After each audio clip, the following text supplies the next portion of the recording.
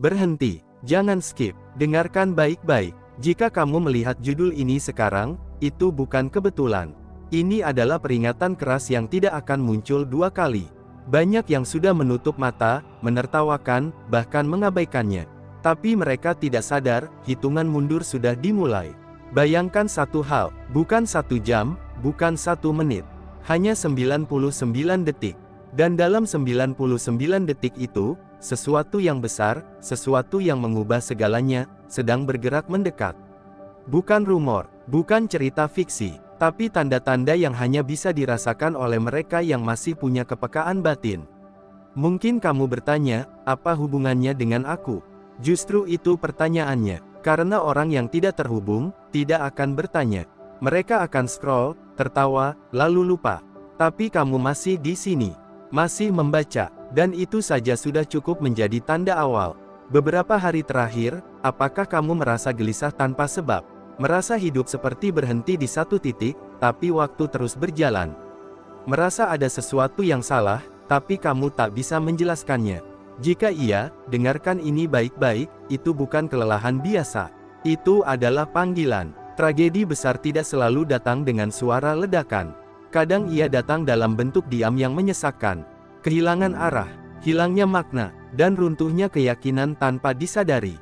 Dan ketika manusia sadar, biasanya sudah terlambat. Inilah sebabnya peringatan ini terasa tidak nyaman. Karena kebenaran tidak pernah datang untuk menghibur. Ia datang untuk membangunkan. 99 detik bukan sekadar angka. Ia adalah simbol dari kesempatan terakhir.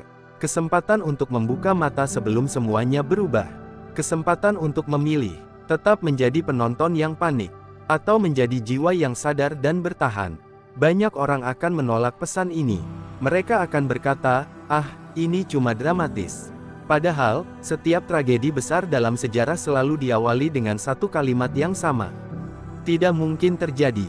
Dengarkan baik-baik. Ini bukan tentang ketakutan. Ini tentang kesiapan. Karena saat hitungan mundur mencapai 0, yang selamat bukan yang paling kuat, melainkan yang paling sadar. Jika kamu masih di sini, jika jantungmu terasa sedikit lebih cepat, jika ada suara kecil dalam dirimu yang berkata, "Lanjutkan," maka jangan pergi, karena setelah ini, kita akan masuk ke bagian yang tidak semua orang sanggup mendengarnya. Hitungan mundur sudah dimulai, dan kamu masih punya waktu. 1. Hitungan mundur sudah dimulai, bukan untuk semua orang. Tidak semua orang merasakan getarannya.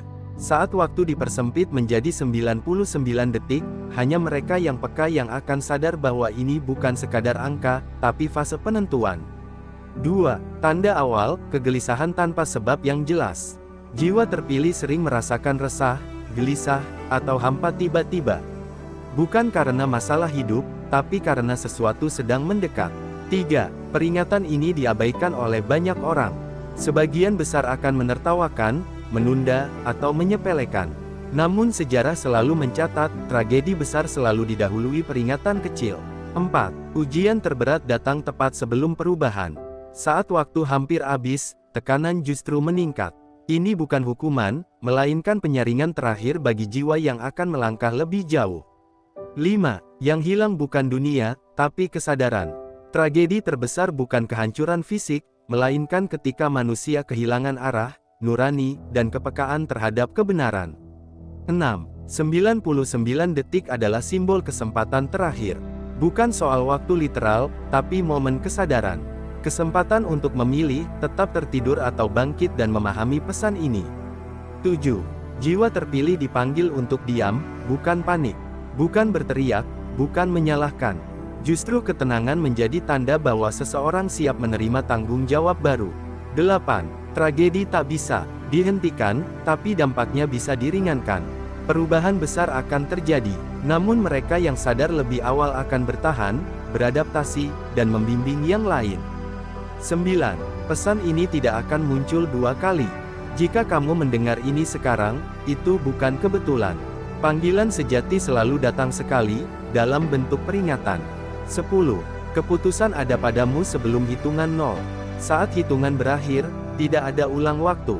Yang ada hanya hasil dari pilihanmu hari ini. Poin 1. Hitungan mundur sudah dimulai, bukan untuk semua orang. Ada satu kebenaran yang jarang disadari manusia, tidak semua peringatan ditujukan kepada semua orang. Sebagian pesan hanya ditujukan kepada mereka yang masih memiliki kepekaan batin. Hitungan mundur yang dimaksud bukanlah jam di dinding, bukan pula alarm digital yang bisa kita matikan sesuka hati. Ia adalah proses, sebuah fase, sebuah transisi yang terjadi secara perlahan, namun pasti. Ketika dikatakan, hitungan mundur sudah dimulai, banyak orang akan langsung membayangkan kehancuran besar, kiamat fisik, atau tragedi yang tampak oleh mata. Padahal, tragedi paling awal selalu terjadi di dalam diri manusia, jauh sebelum ia terlihat di luar. Ia bermula dari perubahan suasana batin, cara berpikir, dan cara seseorang memandang hidup. Tidak semua orang merasakan fase ini karena tidak semua orang berada pada frekuensi kesadaran yang sama. Sebagian manusia hidup hanya berdasarkan rutinitas, bangun, bekerja, berbicara, tidur, lalu mengulanginya tanpa pernah benar-benar hadir secara utuh. Bagi mereka, hidup adalah sekadar rangkaian kewajiban, bukan perjalanan makna. Maka wajar jika hitungan mundur ini tidak pernah terasa oleh mereka. Sebaliknya, ada manusia yang di tengah kesibukannya masih sempat bertanya, apakah hidup hanya sejauh ini? Mereka mulai merasa bahwa sesuatu tidak lagi selaras. Nilai-nilai yang dulu terasa bermakna kini terasa kosong. Hal-hal yang dulu dikejar mati-matian kini kehilangan daya tariknya. Inilah tanda awal bahwa seseorang sedang memasuki fase kesadaran baru. Hitungan mundur ini tidak memilih berdasarkan status, usia, pendidikan, atau jabatan. Ia tidak peduli apakah seseorang terlihat sukses atau gagal di mata dunia. Yang menjadi ukurannya hanya satu, kepekaan hati. Siapa yang masih mau mendengar suara sunyi di dalam dirinya, dialah yang mulai merasakan tekanan waktu ini. Mengapa disebut, bukan untuk semua orang? Karena jika peringatan ini diberikan kepada semua orang, maka nilainya akan hilang. Kesadaran sejati selalu lahir dari proses seleksi alamiah. Sama seperti emas yang tidak ditemukan di permukaan tanah, tetapi melalui tekanan dan kedalaman. Pada fase hitungan mundur ini, hidup terasa seperti dipercepat. Masalah datang beruntun, pilihan terasa semakin sempit, waktu terasa cepat berlalu, namun hasil terasa minim. Ini bukan kebetulan, ini adalah mekanisme batin untuk memaksa manusia memilih dengan sadar, bukan lagi berjalan dengan autopilot. Banyak yang salah paham dan mengira fase ini sebagai kesialan, nasib buruk, atau kegagalan hidup. Padahal, justru sebaliknya, ini adalah tanda bahwa seseorang sedang dipanggil untuk naik ke tingkat pemahaman yang lebih dalam. Sayangnya, tidak semua orang sanggup menerima panggilan ini. Sebagian memilih kembali tidur dalam kenyamanan semu. Hitungan mundur ini juga membawa satu ciri khas, tidak bisa dihentikan. Ia akan terus berjalan, apakah seseorang mau atau tidak. Perbedaannya hanya pada satu hal, apakah seseorang bersiap, atau terseret. Dan disinilah letak tragedinya. Bukan karena perubahan itu datang, tetapi karena banyak manusia tidak siap menerimanya. Poin 2 tanda awal, kegelisahan tanpa sebab yang jelas. Salah satu tanda paling awal dari hitungan mundur ini adalah kegelisahan yang tidak bisa dijelaskan oleh logika. Bukan karena kekurangan materi, bukan pula karena konflik nyata. Bahkan seringkali, hidup seseorang tampak baik-baik saja di permukaan. Namun di dalam, ada ruang kosong yang semakin melebar. Kegelisahan ini berbeda dari stres biasa. Ia tidak hilang dengan istirahat, tidak reda dengan hiburan, tidak lenyap dengan pencapaian. Justru, semakin seseorang mencoba melarikan diri, semakin kuat perasaan itu kembali. Banyak orang mencoba menutupinya dengan kesibukan berlebihan. Ada yang bekerja tanpa henti, ada yang tenggelam dalam hiburan, ada yang mencari validasi dari manusia lain. Namun semua itu hanya menunda, bukan menyelesaikan. Karena kegelisahan ini bukan berasal dari luar, melainkan dari ketidaksinkronan antara jiwa dan arah hidup. Pada fase ini, seseorang mulai sering terdiam. Pertanyaan-pertanyaan eksistensial muncul tanpa diundang. Untuk apa semua ini? Kemana sebenarnya aku menuju? Apa yang akan tersisa jika semuanya hilang? Pertanyaan-pertanyaan ini tidak nyaman. Ia mengganggu stabilitas semu yang selama ini dibangun. Tapi justru karena itulah ia penting. Kegelisahan ini adalah alarm kesadaran, bukan gangguan mental. Ia adalah tanda bahwa jiwa menolak hidup tanpa makna. Menariknya, kegelisahan ini sering datang pada saat-saat tenang.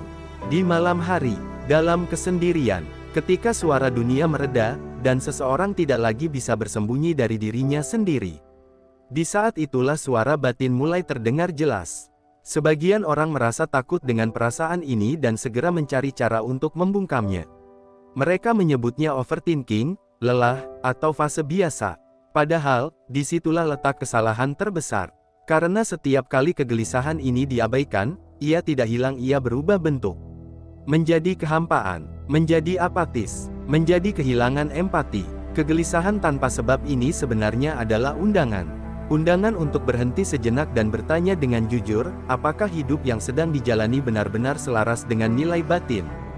Jika jawabannya tidak, maka perubahan bukan lagi pilihan, melainkan kebutuhan. Pada jiwa-jiwa terpilih, kegelisahan ini justru menjadi titik balik. Mereka tidak langsung menemukan jawaban, tetapi mereka berani tinggal bersama pertanyaan.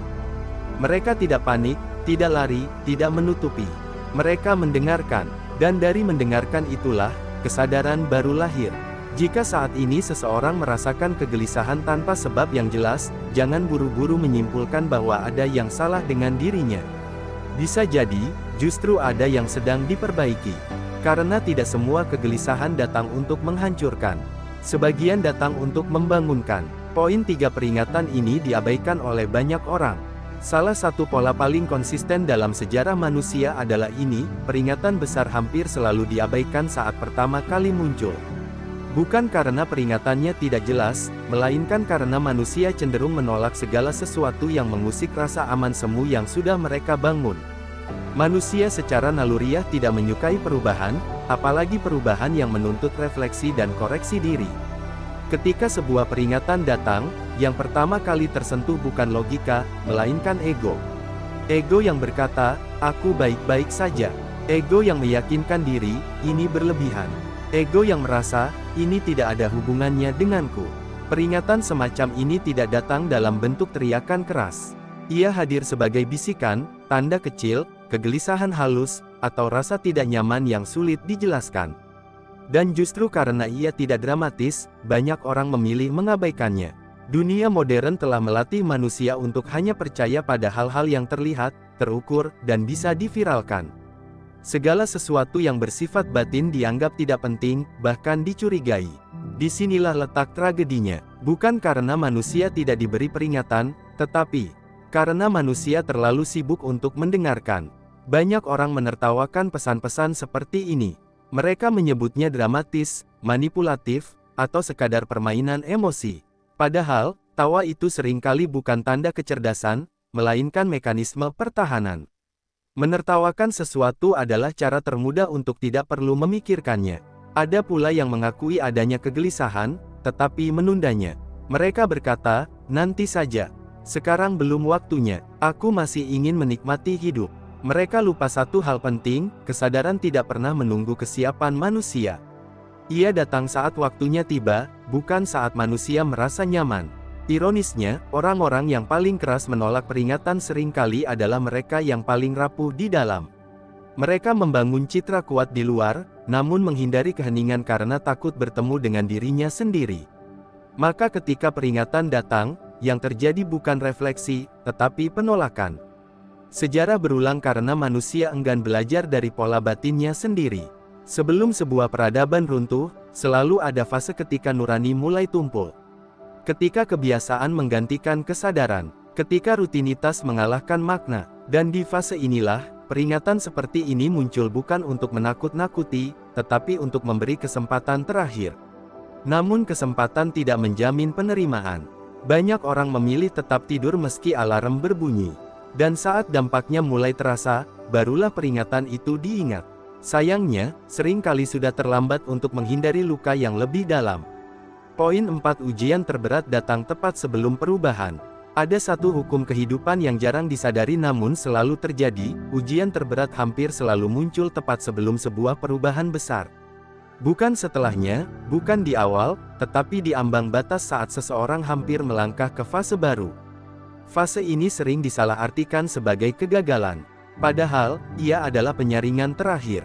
Sebuah titik di mana hidup seolah berkata, apakah kamu benar-benar siap? Di tahap ini, tekanan terasa berlipat. Masalah datang bersamaan. Hubungan diuji. Keputusan terasa semakin berat. Hal-hal yang dulu terasa pasti tiba-tiba goyah.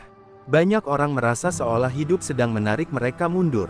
Padahal, yang sebenarnya terjadi adalah hidup sedang menguji keteguhan niat dan kesadaran. Ujian ini bukan soal seberapa kuat seseorang menahan beban, melainkan seberapa jujur ia terhadap dirinya sendiri. Apakah ia masih bertahan karena kebiasaan, atau karena kesadaran? Apakah ia masih berjalan karena takut berhenti, atau karena benar-benar tahu kemana ia menuju? Pada fase ini, ilusi mulai runtuh. Topeng-topeng yang selama ini dikenakan terasa berat. Hal-hal yang tidak selaras dengan nilai batin mulai menuntut penyelesaian. Inilah sebabnya fase ini terasa menyakitkan. Karena ia memaksa seseorang untuk melihat apa yang selama ini dihindari. Banyak orang gagal di tahap ini bukan karena mereka tidak mampu, tetapi karena mereka salah menafsirkan ujian. Mereka mengira hidup sedang menghukum, padahal hidup sedang mempersiapkan. Mereka mengira Tuhan menjauh, padahal justru sedang mendekatkan. Perubahan sejati tidak pernah terjadi tanpa kehilangan. Selalu ada yang harus dilepas, pola lama, keyakinan semu, hubungan yang tidak lagi sehat, atau versi diri yang sudah tidak relevan. Dan manusia, pada dasarnya, takut kehilangan bahkan ketika yang dilepas adalah beban. Ujian terberat ini adalah momen kejujuran total. Tidak ada tempat bersembunyi. Tidak ada validasi instan. Yang tersisa hanyalah pertanyaan paling mendasar, apakah aku berani berubah, meski harus kehilangan kenyamanan? Mereka yang bertahan melewati fase ini tidak menjadi manusia yang sempurna. Namun mereka menjadi manusia yang sadar. Mereka tidak lagi hidup hanya untuk memenuhi ekspektasi luar, tetapi berjalan dengan kompas batin yang lebih jernih. Dan disitulah perubahan terjadi. Bukan dengan sorak-sorai, bukan dengan pengakuan dunia, melainkan dengan keheningan yang matang. Pada akhirnya, semua peringatan ini bermuara pada satu kebenaran yang tidak bisa dihindari, hidup tidak pernah menunggu manusia siap. Hitungan mundur itu nyata, bukan sebagai angka di layar, tetapi sebagai proses batin yang terus bergerak, pelan namun pasti. Ia tidak berisik, tidak memaksa, namun tak pernah berhenti. Tragedi besar yang dimaksud bukanlah runtuhnya dunia dalam satu ledakan. Tragedi sesungguhnya adalah ketika manusia kehilangan kesadaran sebelum kehilangan apapun yang lain. Saat hati menjadi tumpul, saat nurani dibungkam, saat hidup dijalani tanpa makna, itulah kehancuran yang paling sunyi dan paling mematikan. Poin demi poin yang telah dibahas bukan untuk menakut-nakuti, apalagi menempatkan siapapun sebagai pihak yang paling benar. Semua ini adalah cermin, bukan palu. Ia tidak memukul, tetapi memperlihatkan. Dan seringkali, yang kita takuti bukanlah perubahan, melainkan bayangan diri sendiri yang akhirnya terlihat jelas. Jika kamu merasakan kegelisahan, tekanan, atau kelelahan yang tak bisa dijelaskan, jangan buru-buru menganggapnya sebagai kelemahan. Bisa jadi, itulah tanda bahwa jiwamu masih hidup. Bahwa di tengah dunia yang bergerak cepat dan bising, masih ada bagian dari dirimu yang menolak mati rasa. Peringatan ini memang tidak bisa menghentikan perubahan besar yang sedang bergerak. Namun ia memberi sesuatu yang jauh lebih berharga, kesempatan untuk memilih dengan sadar. Memilih untuk berhenti hidup di permukaan. Memilih untuk tidak lagi bersembunyi di balik rutinitas. Memilih untuk bertanggung jawab atas arah hidup sendiri. Saat ujian datang bertubi-tubi, ingatlah satu hal, tekanan bukan selalu tanda kehancuran. Seringkali, ia adalah bukti bahwa sesuatu sedang dibentuk. Seperti logam yang ditempa, bukan dihancurkan. Seperti malam yang memekat, bukan untuk menelan cahaya, tetapi untuk menegaskan keberadaannya. Tidak semua orang akan memahami pesan ini. Dan itu tidak apa-apa, kesadaran tidak pernah bekerja secara massal. Ia selalu personal, sunyi, dan jujur. Mereka yang siap akan mendengar. Mereka yang belum, akan berlalu. Jika kamu masih membaca sampai di titik ini, itu sendiri sudah merupakan jawaban. Bukan karena kamu istimewa, tetapi karena kamu bersedia hadir sepenuhnya. Dan di zaman seperti ini, kehadiran penuh adalah bentuk keberanian tertinggi. Saat hitungan mencapai titik hening bukan nol, bukan ledakan yang tersisa hanyalah dirimu dan pilihanmu. Tidak ada paksaan, tidak ada pengulangan, hanya satu pertanyaan yang jujur. Apakah kamu akan terus tidur? Atau akhirnya terbangun sebelum semuanya berubah? Hitungan mundur itu belum berhenti. Dan selama kamu masih sadar, Harapan belum habis.